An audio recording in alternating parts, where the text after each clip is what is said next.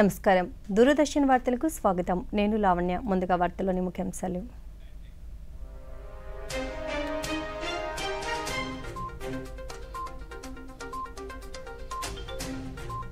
పాకిస్తాన్ జాతీయులను రాష్ట్రాలలో గుర్తించాలని కేంద్ర హోంమంత్రి సూచన. రాష్ట్రాల ముఖ్యమంత్రులతో మాట్లాడిన అమిత్ షా. ఇస్రో మాజీ చైర్మన్ డాక్టర్ కె కస్తూరి రంగన్ మృతి. రాష్ట్రపతి, ఉపరాష్ట్రపతి, ప్రధాని సంతాపం. ఢిల్లీలో ప్రధాని మోదీతో ముఖ్యమంత్రి భేటీ. అమరావతి పునర్నిర్మాణానికి ఆహ్వానించిన చంద్రబాబు నాయుడు. కాకినాడ జిల్లాలో ఉప ముఖ్యమంత్రి పవన్ కళ్యాణ్ పర్యటన. పలు అభివృద్ధి కార్యక్రమాలకు శ్రీకారం. ప్రధాని మన్ కీ బాత్ కార్యక్రమం ఈ నెల 27వ తేదీ ఆదివారం ఉదయం 11 గంటలకు.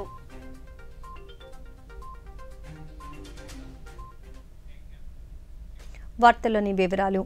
పాకిస్తాన్ జాతీయులను గుర్తించి వారి వీసాలను రద్దు చేయాలని కేంద్ర హోంమంత్రి అమిత్ షా అన్నారు.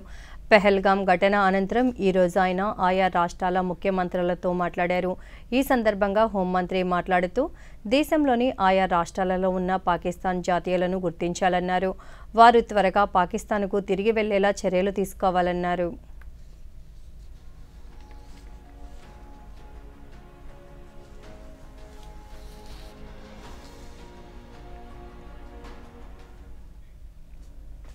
భారత అంతరిక్ష పరిశోధన సంస్థ ఇస్రో మాజీ చైర్మన్ డాక్టర్ కె కస్తూరి రంగన్ ఈరోజు బెంగళూరులోని తన నివాసంలో కన్నుమూశారు.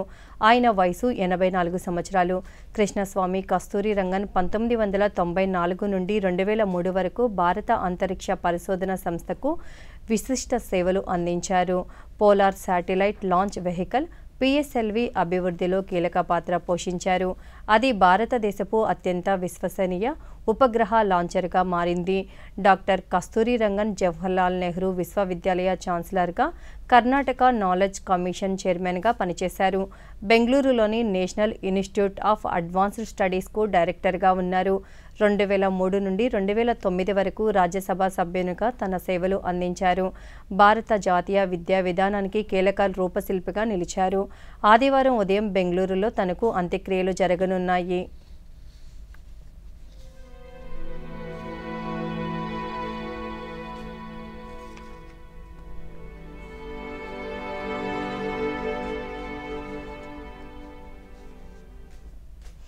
భారత అంతరిక్ష పరిశోధనలో డాక్టర్ కృష్ణస్వామి కస్తూరి రంగన్ కీలక పాత్ర పోషించారని రాష్ట్రపతి ద్రౌపది ముర్ము అన్నారు. కస్తూరి రంగన్ ఇక లేరనే విషయం చాలా బాధాకరమని సామాజిక మాధ్యమం వేదికగా స్పందించారు. ఇస్రో అధిపతిగా భారతదేశ అంతరిక్ష పరిమాణ క్రమంలో ఆయన పాత్ర కీలకమని పేర్కొన్నారు. విజ్ఞానం పట్ల తనకున్న మక్కువతో విభిన్న రంగాలలో ఎంతో కృషి చేసినట్లు చెప్పారు. రానున్న తరానికి అనుగుణంగా జాతీయ విద్యా విధానాన్ని రూపొందించడంలో కస్తూరి రంగన్ ఎనలేని సేవ చేసినట్లు పేర్కొన్నారు. ఆయన కుటుంబానికి, అభిమానులకు సంతాపం తెలుపుతున్నట్లు రాష్ట్రపతి తెలిపారు.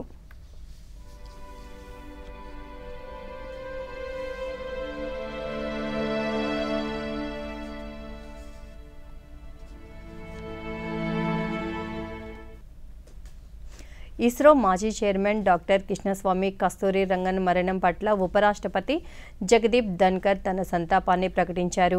సామాజిక మాధ్యమం వేదికగా ఆయన స్పందిస్తూ డాక్టర్ కృష్ణస్వామి కస్తూరి రంగన్ మరణం బాధాకరమన్నారు. భారతదేశ అంతరిక్ష పరిశోధనను ప్రపంచ స్థాయికి తీసుకెళ్లడంలో ఆయన కీలక పాత్ర పోషించారన్నారు.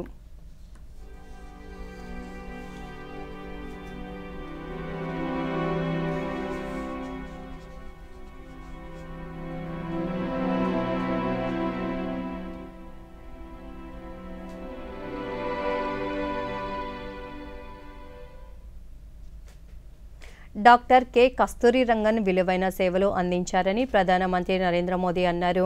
ఆయన మృతి పట్ల ప్రధాని ఈరోజు సామాజిక మాధ్యమం వేదికగా సంతాపం వ్యక్తం చేశారు. భారతదేశ శాస్త్రీయ విద్యా ప్రమాణంలో ఆయన ఒక మహోన్నత వ్యక్తిగా కొనియాడారు. కస్తూరి రంగన్ దార్శనిక నాయకత్వం, దేశానికి అందించిన నిస్వార్థ సహకారం ఎల్లప్పుడూ గుర్తుండిపోతాయన్నారు. ఇస్రోకు శ్రద్ధతో కూడిన సేవలు అందించడంతో పాటు భారత అంతరిక్ష కేంద్రాన్ని కొత్త శిఖరాలకు చేర్చినట్లు తెలిపారు. ప్రతిష్టాత్మక ఉపగ్రహ ప్రయోగాలకు సాక్ష్యంగా ఆయన నాయకత్వం నిలిచిందని కొనియాడారు. భవిష్యత్తును దృష్టిలో ఉంచుకొని భారతదేశంలో విద్యా విధానానికి బాటలు వేశారన్నారు. యువ శాస్త్రవేత్తలు, పరిశోధకులకు అత్యుత్తమ మార్గదర్శకుడుగా డాక్టర్ కస్తూరి రంగన్ నిలుస్తారని ప్రధాని పేర్కొన్నారు.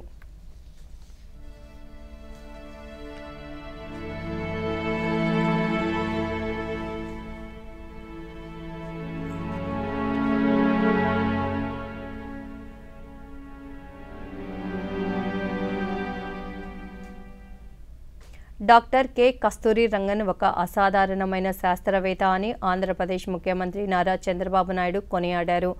భారత అంతరిక్ష పరిశోధన సంస్థ చైర్మన్గా 9 సంవత్సరాల పాటు భారతదేశ అంతరిక్ష కార్యక్రమాలను విజయవంతంగా నడిపించారని అన్నారు. అంతరిక్ష శాస్త్రం కంటే మించిన ఆయన సేవలు విస్తరించాయన్నారు. ఒక విద్యావేత్తగా జాతీయ విద్యా విధానం 2020ను రూపొందించడంలో కీలక పాత్ర పోషించారని సామాజిక మాధ్యమంలో పేర్కొన్నారు.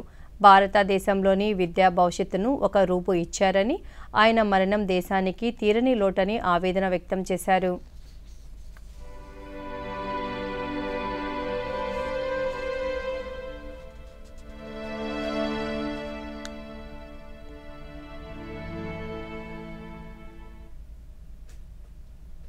ప్రధానమంత్రి నరేంద్ర మోదీతో ఆంధ్రప్రదేశ్ ముఖ్యమంత్రి నారా చంద్రబాబు నాయుడు ఢిల్లీలో సమావేశమయ్యారు.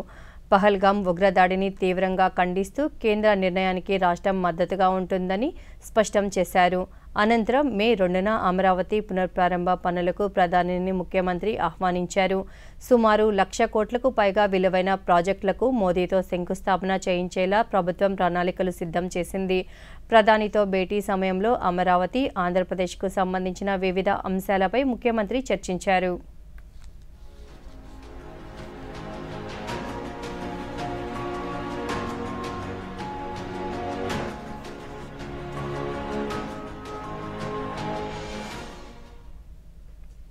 శ్రీ సత్యసాయి జిల్లా పాలసముద్రంలోని national academy of customs indirect taxes of నార్కోటిక్స్లో 75వ బ్యాచ్ ఇండియన్ రెవెన్యూ సర్వీసెస్ అధికారుల పాసింగ్ అవుట్ పెరేడ్ ఘనంగా నిర్వహించారు. ఈ కార్యక్రమంలో కేంద్ర ఆర్థిక శాఖ సహాయ మంత్రి పంకజ్ చౌదరి మాట్లాడుతూ ప్రపంచ స్థాయి వసతులతో ఈ నాసిన్ అకాడమీలో 2వ బ్యాచ్ అధికారుల పాసింగ్ అవుట్ పెరేడ్కి హాజరు కావడం సంతోషంగా ఉందన్నారు.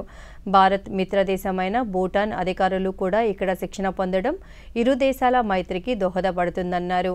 ప్రధానమంత్రి నరేంద్ర మోదీ భారతదేశ అభివృద్ధి, యువత కోసం ఎన్నో ఆకర్షణీయ పథకాలు ప్రవేశపెట్టారన్నారు. ప్రతి సివిల్ సర్వీస్ అధికారి సేవాభావం, దేశభక్తితో విధులు నిర్వహించాలన్నారు. आत्मनिर्भर भारत बनाने के लिए अत्यंत महत्वपूर्ण है। वर्तमान में हमारी अर्थव्यवस्था दुनिया में सबसे तेजी से बढ़ने वाली अर्थव्यवस्थाओं में से एक है। देश की अर्थव्यवस्था विभिन्न संस्थाओं के मजबूत संचालन पर निर्भर करती है। इसमें जीएसटी, कस्टम और अन्य अप्रत्यक्ष करों के प्रशासन में भारतीय राजस्व सेवा का योगदान अभूतपूर्व है। जीएसटी ने एक युग परिवर्तनकारी सुधार के रूप में देश की अप्रत्यक्ष कर प्रणाली को एक नया रूप दिया है। सीबीआईसी के अफसर्स एवं ऑफिशियल्स के अथक प्रयासों ने जीएसटी को सफल बनाया है। जीएसटी का अनुपालन को सरल बनाने, राजस्व हानि को रोकने और एक सहकारी संघवाद को बढ़ावा देने में अत्यंत सहायक है। साथियों, ये कहना उपयुक्त होगा कि कस्टम हमारे देश की आर्थिक सुरक्षा की पहली पंक्ति है। जैसे जैसे वैश्विक व्यापार का विस्तार हो रहा है, भारत के कस्टम अधिकारी न केवल कानून को लागू कर रहे हैं, बल्कि सुगम व्यापार को प्रोत्साहन भी दे रहे हैं। भारतीय राजस्व सेवा ने కూటమి ప్రభుత్వం ఏర్పడిన 9 నెలల్లోనే పిఠాపురం నియోజకవర్గాన్ని అభివృద్ధి పదంలోకి నడిపించిందని ఉప ముఖ్యమంత్రి పవన్ కళ్యాణ్ అన్నారు. కాకినాడ జిల్లా పిఠాపురం నియోజకవర్గంలో ఈరోజు ఆయన పలు అభివృద్ధి కార్యక్రమాలకు శంకుస్థాపనలు చేశారు.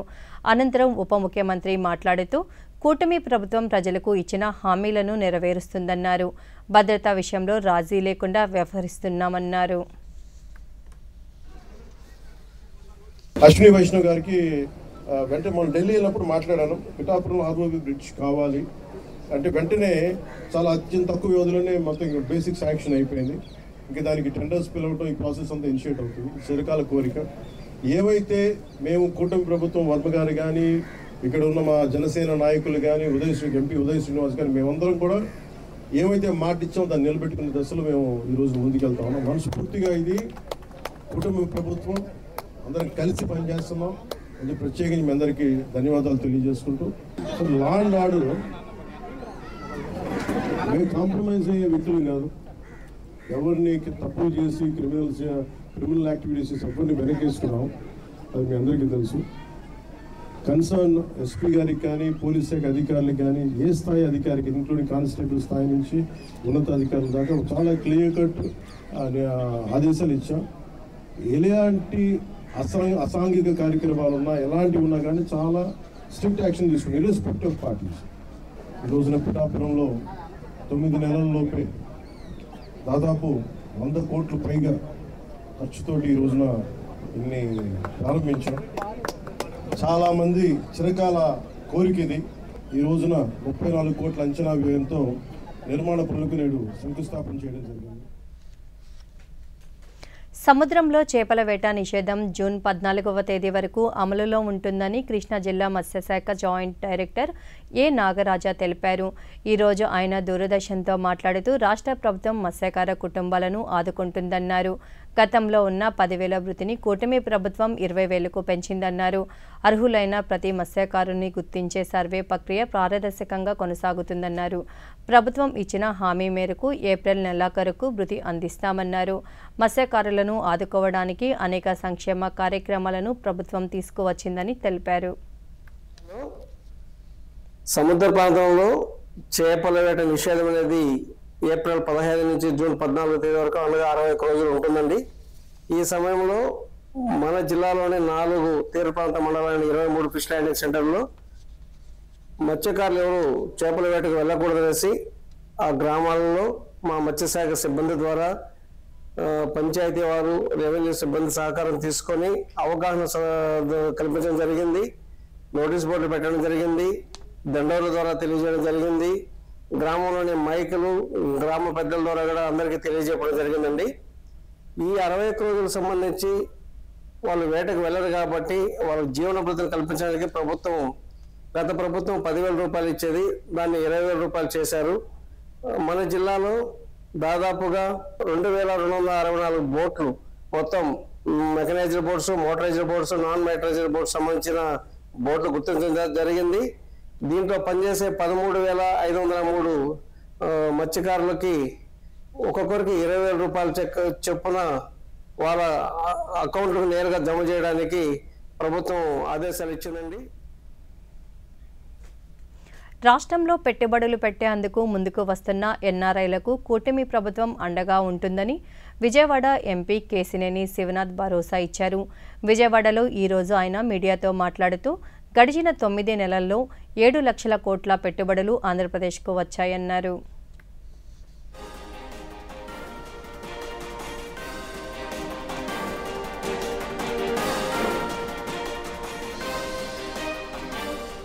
So that they can communicate. Once the approvals are ready, then they will start an office, and they have purchased the land for the office also, around 1 crore in Vizag. And we as a government, we are giving investment. We have not given for the Ursa or other companies 99 paise. We have given for TCS only for 99 paise. For 50 lakhs and for 91 crore we have given lands for Ursa. For office space we have given it for 1 crore, and for data center we have given it for 50 lakhs. So they are ready to start the company. So the main aim of Jagan Reddy and their allies is to throw stone on the investors and to stop the financial growth of Andhra Pradesh and to stop the jobs that are being given to the Andhra Pradesh people. So we strongly condemn, and I personally feel that all the NRIs who have come from, who has shifted to USA from Andhra Pradesh or from 2 Telugu states, they are doing more social activities in the name of ATA and TANA from past 30 years. You have not given a single rupee for any welfare of the people. How can you blame them, Jagan Reddy? So I strongly condemn, and we stand with the NRIs. I am here on behalf of personally stand with you. I request you. వార్తల్లో చిన్న విరామం.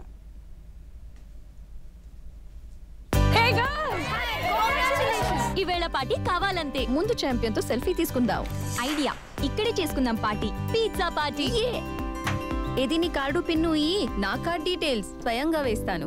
RBI అంటుంది మీ pin, OTP, CVV లేదా internet banking password ఎవరితోనూ share చేసుకోకండి. Online banking మీ సొంత computer, mobile ఇంకా secure network నుంచే చేయండి. By girls. ఎక్కడికి వెళ్తున్నావు? వినలేదా? No sharing. ఆర్బీఐ అంటుంది విషయాలు తెలుసుకోండి, జాగరూకంగా ఉండండి. వార్తలకు తిరిగి స్వాగతం. శ్రీ పొట్టి శ్రీరాములు నెల్లూరు జిల్లాలోని కస్తూర్బా గాంధీ బాలికల విద్యాలయాల బాలికలు 10వ తరగతిలో మంచి ఉత్తీర్ణతలను సాధించినట్లు జిల్లా సర్వశిక్ష అభియాన్ ఏపీడీడీ వెంకట సుబ్బయ్య తెలిపారు.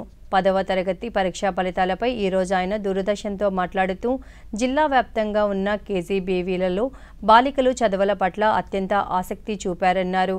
12 కేజీబీవీలలో ఓవరాల్గా 92% ఉత్తీర్ణతను సాధించినట్లు తెలిపారు. వీటిల్లో 3 పాఠశాలలు 100% ఉత్తీర్ణత సాధించినట్లు చెప్పారు. పరీక్షా పే చర్చ కార్యక్రమంలో ప్రధానమంత్రి నరేంద్ర మోదీ ఇచ్చిన సూచనలు బాలికల ఉత్తీర్ణతకు దోహదపడ్డాయన్నారు.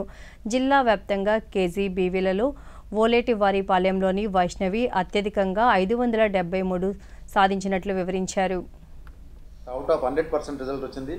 వాటిలో ఫస్ట్ మనకి కేజీబీ వివిపాలెంలో 573 మార్కులతో జి వైష్ణవి ఫస్ట్ ప్లేస్, మన కేజీబీవీలో ఫస్ట్ ప్లేస్ సాధించడం జరిగింది. నెక్స్ట్ కేజీబీవీ లింగ సముద్రంలో 569 మార్కులతో ఎం అమృత ప్రియ సెకండ్ ప్లేస్. నెక్స్ట్ అదేవిధంగా కేజీబీవీ కలిగిరి 567 మార్కులతో పి మహిమ థర్డ్ ప్లేస్ సాధించడం జరిగింది. ఇట్లా మన కేజీబీవీలో మొత్తం టోటల్ రిజల్ట్ చూసినట్లయితే 92.06%తో మనకు గత సంవత్సరంతో కంపేర్ చేసినట్లయితే ఈ సంవత్సరం పాస్ పర్సెంటేజ్ ఎక్కువగా ఉన్నది. దానికి గౌరవ ఎస్పీడీ గారి సహకారం, అదేవిధంగా కేజీబీవీ సెక్రటరీ దేవానంద రెడ్డి గారి సహకారం మరియు స్టేట్ ఆఫీస్ వాళ్ళు ప్రవేశపెట్టిన పంచతంత్ర ప్రోగ్రాం బాగా సక్సెస్ అయింది. అదేవిధంగా గౌరవ ప్రధానమంత్రి గారు మన పరీక్షా పే చర్చ కార్యక్రమంలో విద్యార్థులకు ఇచ్చిన సూచనలు, సలహాలు విద్యార్థులు ధైర్యంగా ఎగ్జామ్ అంటే భయం లేకుండా ధైర్యంగా పరీక్ష రాసి మంచి రిజల్ట్ సాధించడానికి బాగా ఉపయోగపడింది. మత్స్యకారుల జీవన ప్రమాణాలు పెంచేందుకు రాష్ట్ర ప్రభుత్వం ప్రత్యేక చర్యలు చేపట్టింది. అందులో భాగంగా రేపు శ్రీకాకుళం జిల్లా ఎచ్చెర్ల మండలం బుడుగొట్లపాలెం గ్రామంలో రాష్ట్ర స్థాయి మత్స్యకార చేయూత కార్యక్రమానికి వేదిక కానుంది. ముఖ్యమంత్రి నారా చంద్రబాబు నాయుడు చేతుల మీదుగా మత్స్యకార భరోసా పథకం కింద రాష్ట్రంలో 1,44,317 మంది లబ్ధిదారులకు 258 కోట్ల రూపాయలు నిధులు జమ చేస్తారు. గత ప్రభుత్వం మత్స్యకార భరోసా కింద 2 నెలల వేట విరామ సమయంలో 10,000 రూపాయలు భృతి ఇచ్చేవారు. నేడు రాష్ట్ర ప్రభుత్వం 20,000 రూపాయలు పెంచుతూ జీవో విడుదల చేసింది. మొదటిసారిగా పెంచిన భృతి అందజేస్తున్నారు.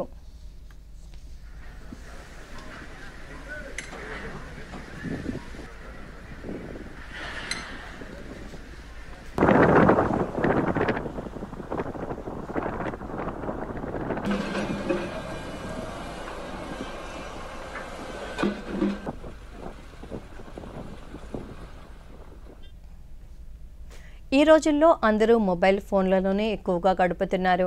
కాలానుగుణంగా వస్తున్న మార్పులతో డిజిటల్ పుస్తకాలు ముద్రిత పుస్తకాల స్థానాన్ని ఆక్రమించాయి. ఆసియాలోని అతిపెద్ద భూగర్భ గ్రంథాలయ విశేషాలను తెలుసుకుందాం. ఆసియాలోని అతిపెద్ద భూగర్భ గ్రంథాలయం. భూగర్భ గ్రంథాలయం అనగానే అందరికీ కాస్త ఆసక్తిగా ఉంటుంది. రాజస్థాన్లోని జైసల్మేర్ జిల్లా బడారియా గ్రామంలో ఉన్న బడారియా మాత మందిరంలో ఉంది. ఈ గ్రంథాలయం బడారియా మాత మందిరానికి 16 అడుగుల లోతులో నిర్మించారు. ఇక్కడ 9,000 పుస్తకాల కంటే ఎక్కువ ఉన్నాయి. ఈ గ్రంథాలయంలో ప్రపంచంలోని అన్ని ధర్మ గ్రంథాలు, నవలలు, ప్రాచీన రచనలు, రాష్ట్రపతులు, ప్రధానుల ప్రసంగాలు లభిస్తాయి. బడారియా మహారాజ్ 1960లో బడారియా గ్రామంలోని శక్తిపీఠ బడారియా మాత మందిరానికి సందర్శనానికి వచ్చి అక్కడే స్థిరపడిపోయారు. ఆయన అసలు పేరు హర్వంశ్ సింగ్ నిర్మల్. 15 సంవత్సరాల కృషితో ఈ విస్తారమైన గ్రంథాలయం 1998లో పూర్తయింది. భూగర్భ గ్రంథాలయ నిర్మాణం మొదలైనప్పటి నుంచే పుస్తకాల సేకరణ కూడా ప్రారంభమైంది. ఈ గ్రంథాలయంలో విదేశాల నుంచి తెచ్చిన లక్షలాది పుస్తకాలున్నాయి. ఇక్కడకు వచ్చే విజ్ఞానార్థులు, పరిశోధకులు వేరే చోట పుస్తకాలు వెతకాల్సిన అవసరం లేకుండా అన్నీ ఇక్కడే ఉండాలని ఆయన కలలుగన్నారు. అందుకోసం 18 అధ్యయన గదులు, భోజనశాలల వంటి అన్ని సౌకర్యాలను ఏర్పాటు చేశారు. తద్వారా ఎవరూ ఇబ్బంది పడకుండా అధ్యయనం చేయగలుగుతున్నారు. यह लाइब्रेरी 1983 में स्थापित की गई थी. हरवंश सिंह निर्मल ने इसको स्थापित किया था, जिसको कि बाबा भादरिया राय के नाम, भादरिया महाराज के नाम से जाना जाता है. और यहाँ ये आए थे 1960 में. जब ये भादरिया आए तो यहीं पर रह गए और इन्होंने जो है वो, क्योंकि इनकी रुचि जो है वो पुस्तकों में बहुत अधिक थी, इन्होंने अपनी लाइब्रेरी स्थापित की. और इनका सपना था कि यहाँ विश्व की सबसे बड़ी लाइब्रेरी बनाऊँ और उसके साथ में यहाँ एक एग्रीकल्चर जो है वो यूनिवर्सिटी तैयार करूँ. और उन्होंने इसी प्रयास में उन्होंने 1983 में इसकी नींव रखी. ఈ గ్రంథాలయం 2 విభాగాలుగా విభజించారు. ఒకటి అధ్యయన భవన్, మరొకటి సంగ్రహ భవన్. అధ్యయన భవన్లో అనేక మంది ఒకేసారి చదవగలరు. సంగ్రహ భవన్లో 562 షెల్ఫ్లు, 16,000 అడుగుల పొడవైన ర్యాక్స్ ఉన్నాయి. ప్రతి సంవత్సరం 70,000 మందికి పైగా ఈ గ్రంథాలయానికి చదవడానికి, సందర్శించడానికి వస్తారు. इसमें 9 लाख से ज़्यादा पुस्तकें उन्होंने रखी. ये हमेशा हर साल जो है वो पुस्तक मेले में दिल्ली जाया करते थे, वहाँ से पुस्तकें इकट्ठा करते थे और भी जगह से पुस्तकें लेते थे. इसके लिए उन्होंने यूरोप तक की यात्रा की थी.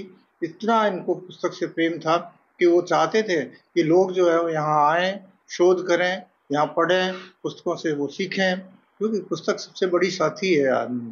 పుస్తకం మన ఆలోచనల్ని మార్చగలదు, జీవితాన్ని మలచగలదు. లైబ్రరీ అంటే కేవలం పుస్తకాలు కాదు, అది ఒక అభ్యాస వాతావరణం. ఫోన్ స్క్రీన్లో మనం చూసి చదివేది వెంటనే మర్చిపోతాం, కానీ లైబ్రరీలో చదివిన పుస్తకం మన మనసులో నిలిచిపోతుంది.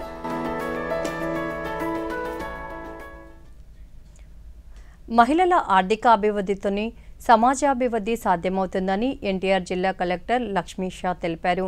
విజన్ 2047 లక్ష్యాల సాధనలో భాగంగా విజయవాడలో స్వయం సహాయక సంఘాల మహిళలకు ఏర్పాటు చేసిన ఒకరోజు వర్క్షాప్లో కలెక్టర్ మాట్లాడుతూ స్వయం సహాయక సంఘాల మహిళలు పారిశ్రామికవేత్తలుగా ఎదగాలన్నారు. ప్రతి ఇంటికి ఒక పారిశ్రామికవేత్త ఉండాలనే ఉద్దేశంతో ప్రభుత్వం చర్యలు చేపడుతుందన్నారు.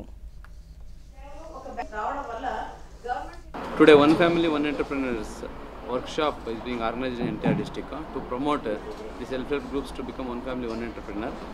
In this program, we have invited the successful women entrepreneurs from across the state, and they are sharing their experience, and they are telling the women groups how to grow, how to think, how to become the entrepreneurs. So this is giving very good results, and self-help groups from both local, urban and also rural area are here, and they are interacting with the entrepreneurs very successfully.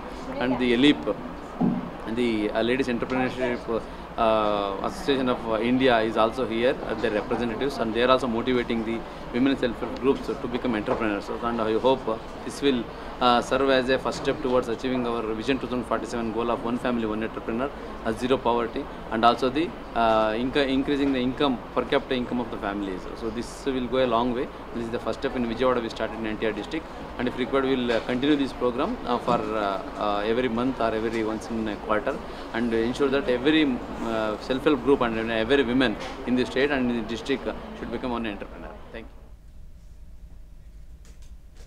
Malaria వ్యాధిని గుర్తించి తొలిలోనే అరికట్టాలని శ్రీకాకుళం జిల్లా వైద్య ఆరోగ్య శాఖ అధికారి doctor K Anitha అన్నారు. ప్రపంచ malaria దినోత్సవం సందర్భంగా జిల్లా వైద్య ఆరోగ్య శాఖ ఆధ్వర్యంలో అవగాహన ర్యాలీ నిర్వహించారు. ఈ సందర్భంగా ఆమె మీడియాతో మాట్లాడుతూ దోమల వల్ల వచ్చే ఈ ప్రాణాంతక వ్యాధిపై ప్రజలకు అవగాహన కల్పించడమే ర్యాలీ ప్రధాన ఉద్దేశమన్నారు. జిల్లాలో ఏజెన్సీ ప్రాంతాలలో ప్రత్యేక శ్రద్ధ తీసుకుంటూ మలేరియా నివారణ పద్ధతులు అమలు చేస్తున్నట్లు వివరించారు.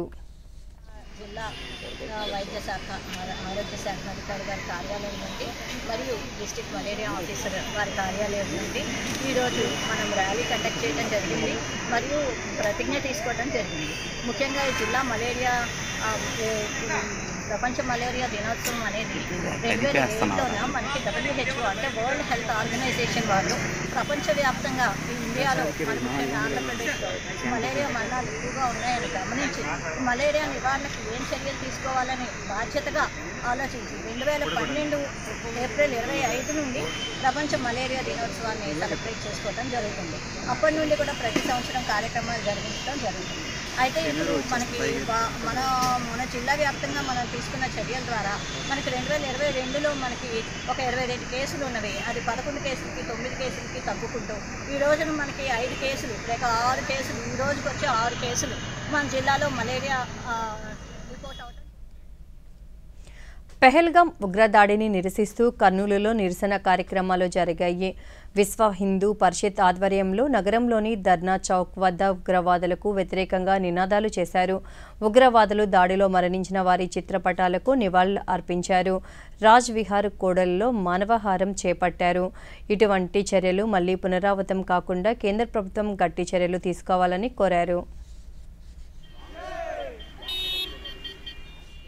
జమ్మూ కాశ్మీర్లో జరిగినటువంటి దాడి ఏదైతే హిందువులపై పాయింట్ బ్లాక్లో పెట్టి చంపేసి 28 మందిని కోల్పోవడం అనేది నిజంగా ఒక కన్నీటి నివాళి అర్పించాల్సినటువంటి పరిస్థితి. నివాళి అర్పించడమే కాదు, రాబోయే రోజుల్లో ఇలాంటి వ్యక్తుల్ని ఖచ్చితంగా కఠినంగా శిక్షించాలి. జస్టిస్ గట్టిగా జరగాలి. మనం ఉగ్రవాదాన్ని నశించే విధంగా ప్రతి ఒక్కరు కూడా చర్యలు చేపట్టాలని సందర్భంగా తెలియజేసుకుంటున్నాము. ఈ విశ్వ హిందూ పరిషత్ వారు ఈ రోజు ఈ దిష్టి బొమ్మ దగ్ధ కార్యక్రమం చేపట్టడం చాలా మంచి కార్యక్రమం. ఎందుకంటే ఉగ్రవాదం గురించి ఎలాంటి సంఘటనలు జరుగుతున్నాయో తెలుసుకుని ప్రతి ఒక్కరు కూడా అప్రమత్తంగా ఉండి వాళ్ళకి నివాళి అర్పించే విధంగా ఈ కార్యక్రమాన్ని ఏర్పాటు చేసినందుకు విశ్వ హిందూ పరిషత్ వారికి కృతజ్ఞతలు తెలియజేసుకుంటున్నాం. జమ్మూ కాశ్మీర్లోని పహల్గాంలో యాత్రికులపై ఉగ్రదాడులకు ప్రధానమంత్రి నరేంద్ర మోదీ నేతృత్వంలోని భారత ప్రభుత్వం తగిన బుద్ధి చెబుతుందని జనసేన నాయకులు అన్నారు. ఉగ్రదాడిని నిరసిస్తూ ఈరోజు తెనాలి పట్టణం మార్కెట్ వంతెన మీద మానవహారం ఏర్పాటు చేశారు. జనసేన నాయకులు బండారు రవికాంత్ మాట్లాడుతూ కాశ్మీర్ మారణ హోమాన్ని జనసేన ముక్తకంఠంతో ఖండిస్తుందన్నారు.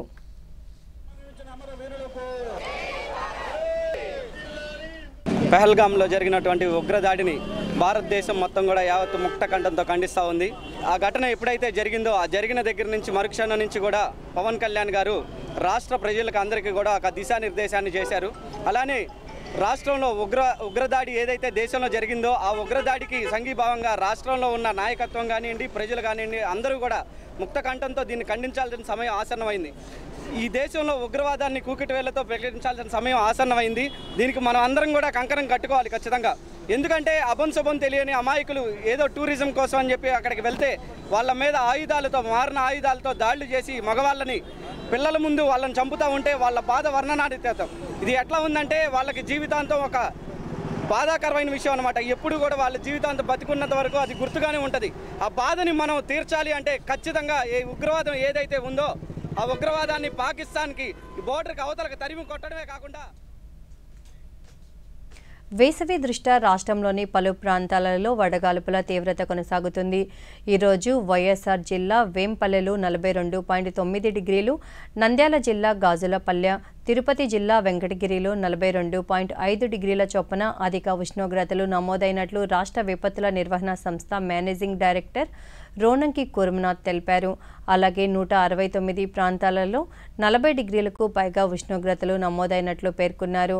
ఇక రేపు శ్రీకాకుళం, విజయనగరం, పార్వతీపురం, మన్యం జిల్లాలోని పలు మండలాల్లో తీవ్రత వడగాల్పులు వీస్తాయని, 28 మండలాల్లో వడగాల్పుల ప్రభావం చూపే అవకాశం ఉన్నట్లు తెలిపారు.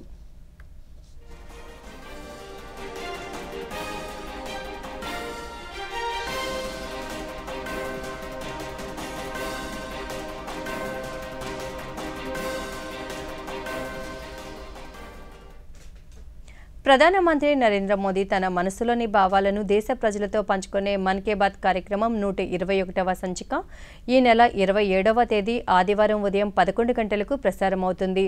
ఆకాశవాణి సమన్వయంతో దూరదర్శన్ ఛానళ్లు మన్ కీ బాత్ కార్యక్రమాన్ని ప్రసారం చేస్తాయి. ఈ కార్యక్రమ తెలుగు అనువాదం వెనువెంటనే దూరదర్శన్ సప్తగిరిలో ప్రసారమవుతుంది.